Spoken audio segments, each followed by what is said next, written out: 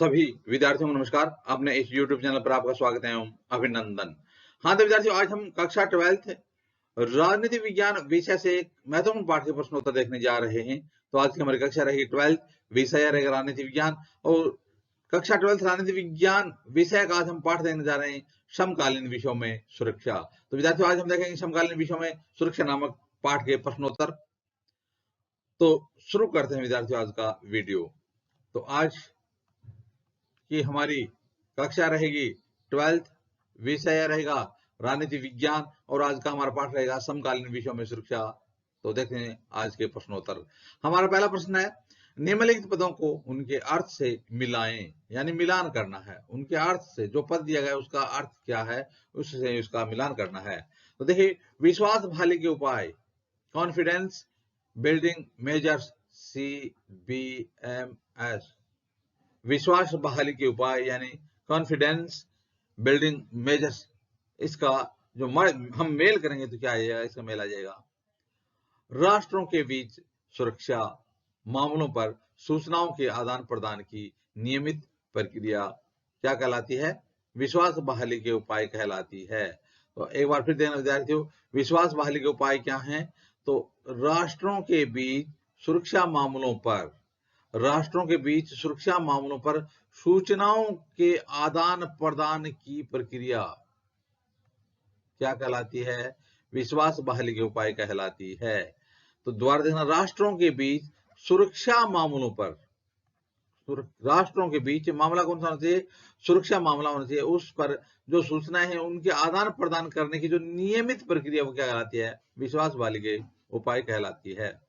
अगला, अस्त्र नियंत्रण क्या है, अस्त्र नियंत्रण क्या है? तो देखिए विद्यार्थियों, हथियारों के निर्माण अथवा उनको हासिल करने पर अंकुश लगाना अस्त्र नियंत्रण कहलाता है। हथियारों के निर्माण, ठीक है, इसके साथ साथ उनको हासिल करना, इन दोनों पर ही, यानी निर्माण और उनको हासिल करने पर अंकुश लगाना क्या है, अस्त्र नियंत्रण कहलाता है।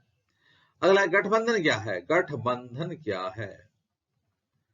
तो देखिए विद्यार्थियों, क्या है गठबंधन? सैन्य हमले की स्थिति से निपटने अथवा उसके अवरोध के लिए कुछ राष्ट्रों का आपस में मेल करना गठबंधन है। और जो राजनीतिक दल हैं वो भी सरकार बनाने के लिए या विपक्ष में बैठने के लिए गठबंधन करते हैं। तो गठबंधन क्या है? सैन्य हमले की स्थिति से निपटने अथवा उसके अवरोध के लिए कुछ राष्ट्रों को आपस में जो मेल होता है वो क्या कहलाता है, गठबंधन कहलाता है। अगला है, निशस्त्रीकरण क्या है, निशस्त्रीकरण क्या है? तो देखिए विद्यार्थियों, कुछ खास हथियारों के इस्तेमाल से परहेज निशस्त्रीकरण कहलाता है। कुछ खास हथियारों के इस्तेमाल से परहेज करना निशस्त्रीकरण कहलाता है। खास हथियारों के इस्तेमाल से परहेज करना। हाँ तो विद्यार्थियों, अब देखते हैं अगला प्रश्न। अगला प्रश्न क्या है, निम्नलिखित में से किसको आप सुरक्षा का परंपरागत सरोकार या सुरक्षा का अपारंपरिक सरोकार या खतरे की स्थिति नहीं का दर्जा देंगे? तो आप किस कथन को कहेंगे कि यह सुरक्षा का परंपरागत सरोकार है, या यह सुरक्षा का अपारंपरिक सरोकार है, या यह खतरे की स्थिति नहीं है? तो आपको जो कथन दिए गए हैं उनको देख के बताना है। पहला है, चिकनगुनिया या डेंगू बुखार का प्रसार, ये क्या है, परंपरागत सरोकार है या सुरक्षा का अपारंपरिक सरोकार है या खतरे की स्थिति नहीं है? क्या है, चिकनगुनिया अथवा डेंगू का प्रसार, इनमें से क्या है? तो हो जाएगा सुरक्षा का अपारंपरिक सरोकार है। चिकनगुनिया या डेंगू सुरक्षा का अपारंपरिक सरोकार है। तो परंपरागत सरोकार में जो बाहरी आक्रमण होता है उसको ज्यादा महत्व दिया जाता है। अगला है, पड़ोसी देश से कामगारों की आमद, पड़ोसी देश, दूसरा देश है, अंतरराष्ट्रीय समस्या हो गई। तो अंतरराष्ट्रीय समस्या है, पड़ोसी देश है, तो अंतरराष्ट्रीय समस्या होने के कारण क्या हो जाएगा, सुरक्षा का पारंपरिक सरोकार हो जाएगा। सुरक्षा का पारंपरिक सरोकार हो जाएगा। अगला है, पड़ोसी राज्य से कामगारों की आमद, पड़ोसी राज्य है, एक ही देश में है, तो यह अंतरराष्ट्रीय मामला नहीं है। तो जब पड़ोसी राज्य से कामगारों की आमद होती है, वो क्या हो जाएगा, खतरे की स्थिति नहीं होगी, खतरे की स्थिति नहीं होगी।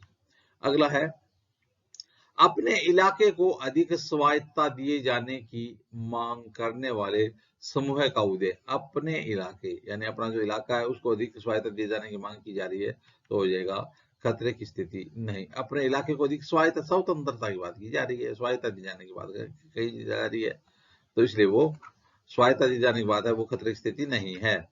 अगला है, देश की सशस्त्र सेना को आलोचनात्मक नजर से देखने वाला अखबार।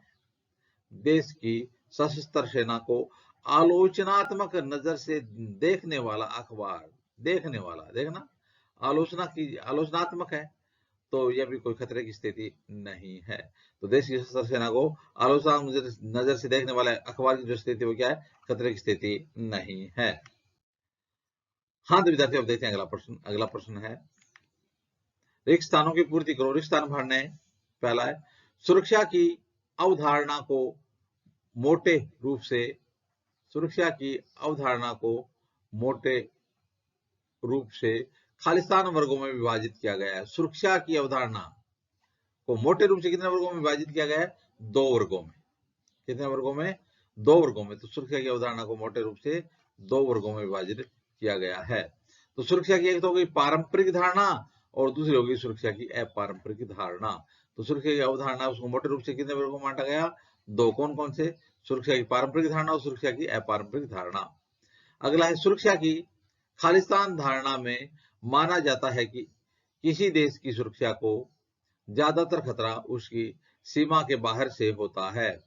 सुरक्षा की खालिस्तान धारणा में यह माना जाता है कि किसी देश की सुरक्षा को ज्यादातर खतरा उसकी बाहरी सीमा से या सीमा के बाहर से होता है। तो वो कौन सी होगी, हो जाएगी परंपरागत धारणा। सुरक्षा की परंपरागत धारणा क्या है, तो सुरक्षा की परंपरागत धारणा का मतलब है कि सुरक्षा को खतरा उसकी सीमा के बाहर से होना। अगला है, भारत सहित 160 देशों ने खालिस्तान में क्योटो प्रोटोकॉल पर हस्ताक्षर किए। भारत सहित 160 देशों ने क्योटो प्रोटोकॉल पर हस्ताक्षर किए थे। वो बताना है कि कब, तो इसका जो 1997 में, 1997 में भारत सहित 160 देशों ने क्योटो प्रोटोकॉल पर हस्ताक्षर किए थे। क्या है क्योटो प्रोटोकॉल? क्योटो प्रोटोकॉल में वैश्विक ताप वृद्धि पर काबू रखने के लिए ग्रीन हाउस गैसों के उत्सर्जन को कम करने के संबंध में दिशा निर्देश बताए गए थे। क्योटो प्रोटोकॉल में क्या किया कि वैश्विक ताप वृद्धि पर काबू रखने के लिए ग्रीन हाउस गैसों के उत्सर्जन को कम रखने के लिए संबंध में दिशा निर्देश जारी किए गए थे। अगला है, सुरक्षा नीति।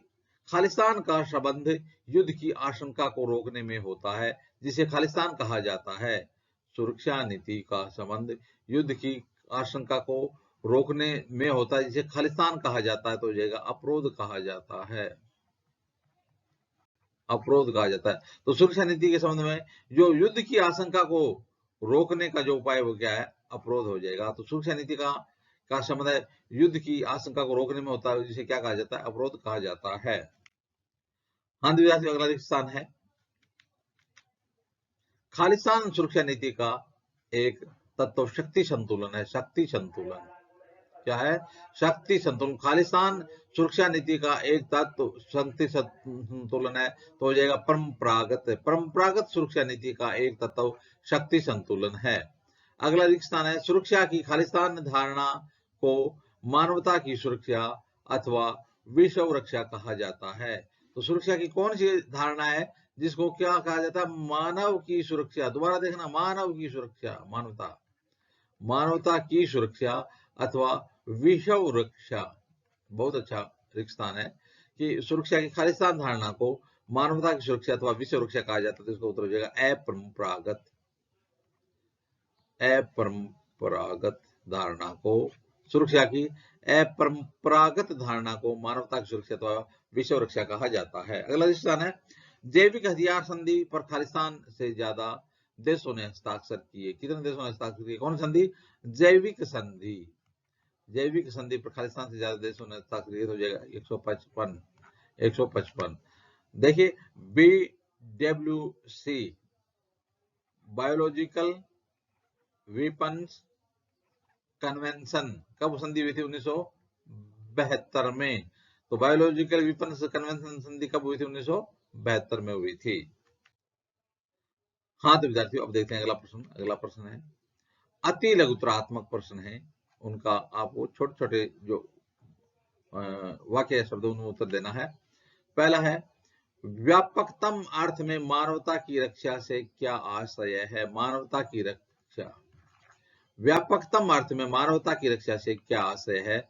तो हो जाएगा अभाव से मुक्ति और भय से मुक्ति। मानवता की रक्षा से मतलब क्या है? अभाव से मुक्ति और भय से मुक्ति, अभाव और भय से मुक्ति।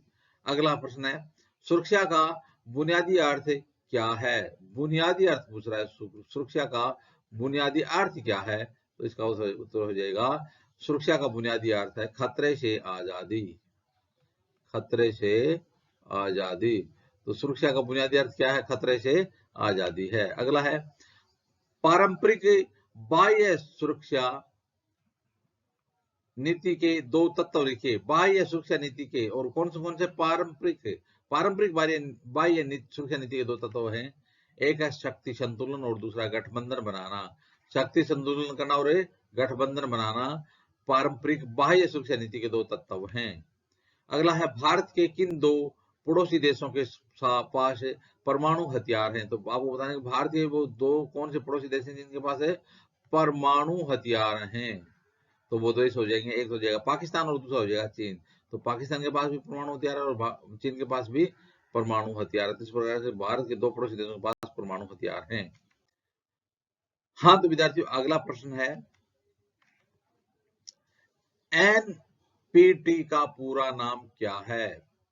एनपीटी का पूरा नाम क्या है? तो हो जाएगा an nuclear non proliferation treaty, nuclear non proliferation treaty. यह संधि कब हुई थी? 1968 में हुई थी। तो एनपीटी का पूरा नाम क्या है? एनपीटी का पूरा नाम है न्यूक्लियर नॉन प्रोलिफेरेशन ट्रीटी। सैन्य शक्ति का आधार क्या है? किसका? सैन्य शक्ति का आधार क्या है? तो देखिए विद्यार्थियों सैन्य शक्ति का आधार आर्थिक और प्रौद्योगिकी की ताकत है, यानी जिसकी आर्थिक स्थिति अच्छी है और प्रौद्योगिकी की ताकत अच्छी है तो उसकी सैन्य शक्ति भी मजबूत होगी। तो सैन्य शक्ति का आधार क्या है? सैन्य शक्ति का आधार आर्थिक और प्रौद्योगिकी की ताकत है। देखिए विद्यार्थी सुरक्षा की पारंपरिक धारणा में किसी देश के लिए सबसे अधिक खतरा सैन्य खतरे को माना जाता है। तो सुरक्षा की पारंपरिक धारणा में किसी देश के लिए सबसे अधिक खतरा किसको माना जाता है? सैन्य खतरे को माना जाता है। अगला है राष्ट्रीय सुरक्षा, सुरक्षा की किस अवधारणा से जुड़ी हुई है? राष्ट्रीय सुरक्षा, सुरक्षा की किस अवधारणा से जुड़ी हुई है?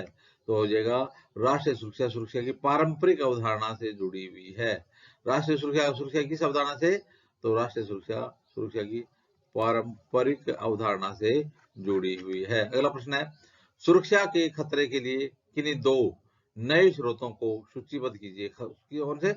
सुरक्षा के खतरे के लिए किन्हीं दो नए स्रोत। तो हो जाएगा वैश्विक तापवृद्धि और दूसरा अंतरराष्ट्रीय आतंकवाद। वैश्विक तापवृद्धि और अंतरराष्ट्रीय आतंकवाद सुरक्षा के दो नए खतरों के स्रोत हैं। तो इस प्रकार से हो जाएगा वैश्विक तापवृद्धि और अंतरराष्ट्रीय आतंकवाद। हाँ तो विद्यार्थी अब देखते हैं अगला प्रश्न। अगला प्रश्न है chemical weapons convention CWC, chemical weapons convention संधि पर कितने देशों ने हस्ताक्षर किए? तो 181 देशों ने हस्ताक्षर किए। तो CWC पर कितने देशों ने हस्ताक्षर किए, यानी केमिकल वेपन संधि पर कितने देशों ने हस्ताक्षर किए? 181 देशों ने। अगला है क्योटो प्रोटोकॉल के क्या है? क्योटो प्रोटोकॉल क्या है? तो देखिए विद्यार्थियों क्योटो प्रोटोकॉल में वैश्विक ताप वृद्धि पर काबू पाने तथा ग्रीन हाउस गैसों के उत्सर्जन को कम करने के संबंध में दिशा निर्देश जारी किए गए थे। तो क्योटो प्रोटोकॉल में क्या कहा था, वैश्विक ताप कर दी पर काबू पाना और ग्रीन हाउस गैसों के उत्सर्जन को कम करने के लिए दिशा निर्देश जारी किए गए थे। और क्योटो प्रोटोकॉल पर हस्ताक्षर कब किए गए थे, 1997 में किए गए थे। कितने देशों से हस्ताक्षर किए थे, तो 160 देशों द्वारा हस्ताक्षर किए गए थे। तो इस प्रकार से क्योटो प्रोटोकॉल वैश्विक ताप वृद्धि पर काबू पाने और ग्रीन हाउस गैसों के उत्सर्जन को कम करने के दिशा निर्देश जारी किए गए थे। अगला प्रश्न है, भारत ने पहला परमाणु परीक्षण कब किया था? किसने? भारत ने पहला परमाणु परीक्षण कब किया था? तो यह सन 1974 में। सन 1974 में भारत ने पहला परमाणु परीक्षण किया था। और दूसरा कब किया था? 1998 में किया था। अगला प्रश्न है, मानव अधिकार की पहली कोटि कौन सी है? मानव अधिकार की पहली कोटि कौन सी है? तो हो जाएगा राजनीतिक अधिकार। मानव अधिकार की पहली कोटि कौन सी है? राजनीतिक अधिकार मानव अधिकार की पहली कोटि है। अगला प्रश्न है, 1990 के दशक के उत्तरार्ध में किस देश में मैड काऊ की महामारी फैली? 1990 के दशक के उत्तरार्ध में किस देश में कौन सी बीमारी मैड काऊ नामक महामारी फैली? तो हो जाएगा ब्रिटेन। तो ब्रिटेन में मैड काऊ महामारी कब फैली थी? 1990 में फैली थी। तो देखिए 1990 के उत्तरार्ध में फैली थी। कहाँ? ब्रिटेन में। कौन सी बीमारी? मैड काऊ। कब है? 1990 के दशक के उत्तरार्ध में फैली थी। तो इस प्रकार से 1990 के दशक के उत्तरार्ध में किस देश में मैड काऊ की महामारी फैली थी? ब्रिटेन में फैली थी। हाँ तो विद्यार्थी, अब देखते हैं आज के पाठ का अगला प्रश्न। अगला प्रश्न है, अमेरिकी वर्ल्ड ट्रेड सेंटर पर आतंकी हमला कब हुआ था? अमेरिकी बहुत प्रसिद्ध यह हमला था। तो अमेरिकी वर्ल्ड ट्रेड सेंटर पर आतंकी हमला कब हुआ था? तो 11 सितंबर 2001 को। 11 सितंबर 2001 को अमेरिकी वर्ल्ड ट्रेड सेंटर पर आतंकी हमला किया गया था। अगला प्रश्न, खतरे के 3 नए स्रोत लिखो। खतरे के 3 नए स्रोत कौन कौन से हैं? तो देखिए, पहला एक हो गया आतंकवाद, दूसरा हो गया निर्धनता और तीसरा हो गया शरणार्थी समस्या। तो खतरे के 3 नए स्रोत कौन कौन से हो जाएंगे? आतंकवाद, निर्धनता और शरणार्थी समस्या हो जाएंगे। अगला प्रश्न है, भारत के किस प्रधानमंत्री ने एशियाई एकता, अनौपवेशीकरण और निशस्त्रीकरण के प्रयासों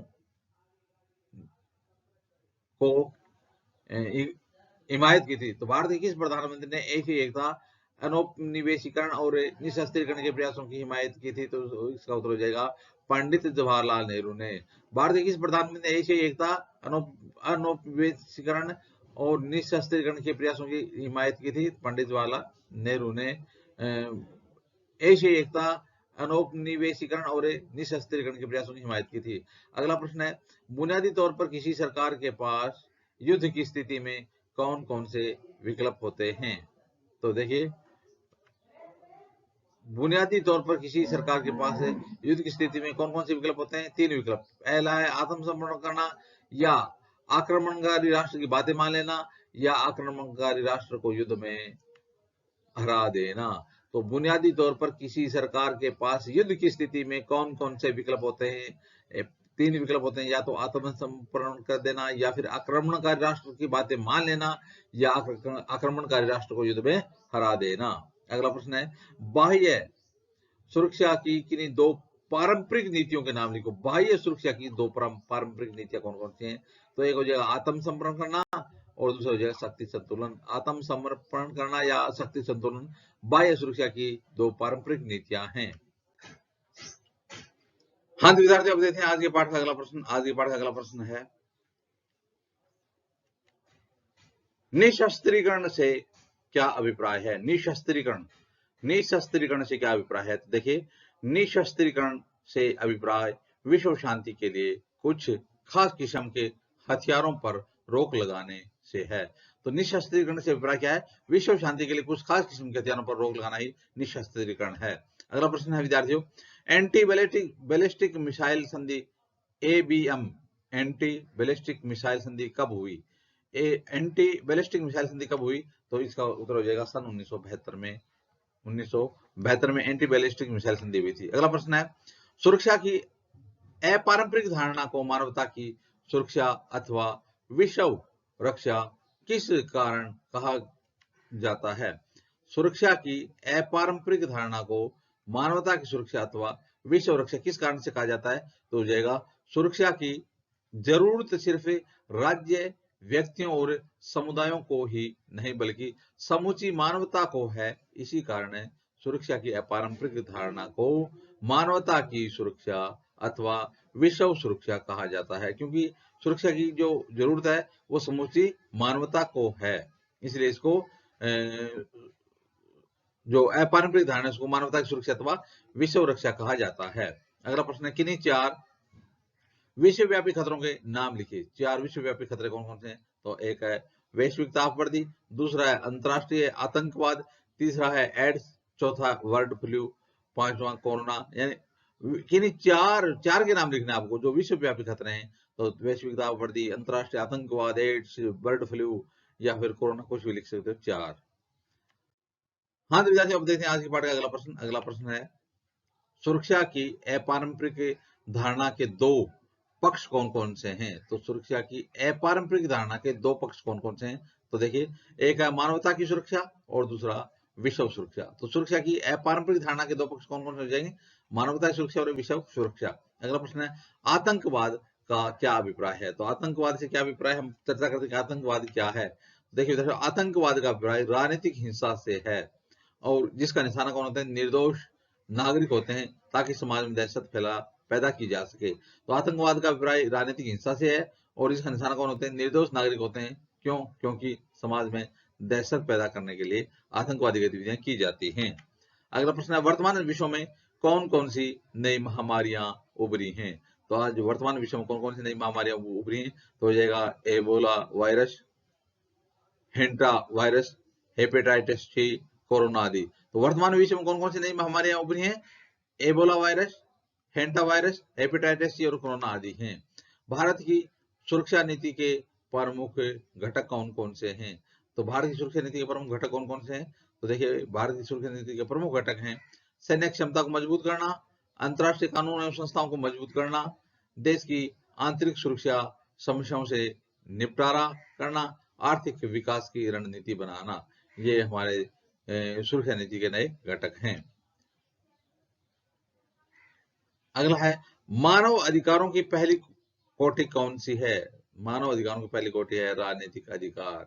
मानव, यह प्रश्न पहले भी आ चुका है कि मानव अधिकारों की पहली कोटि कौन सी है? मानव अधिकारों की पहली कोटि है राजनीतिक अधिकार। तो इस प्रकार से विद्यार्थियों, आज हमने समकालीन विश्व में सुरक्षा नामक पाठ के अति लघु उत्तरात्मक प्रश्नोत्तर देखे। आगे आने वाली वीडियो में भी इसी प्रकार से हम राजनीति विज्ञान संबंधित अध्ययन सामग्री देते रहेंगे। आप भी अपने यूट्यूब चैनल के साथ बने रहिए। वीडियो देखने के लिए धन्यवाद।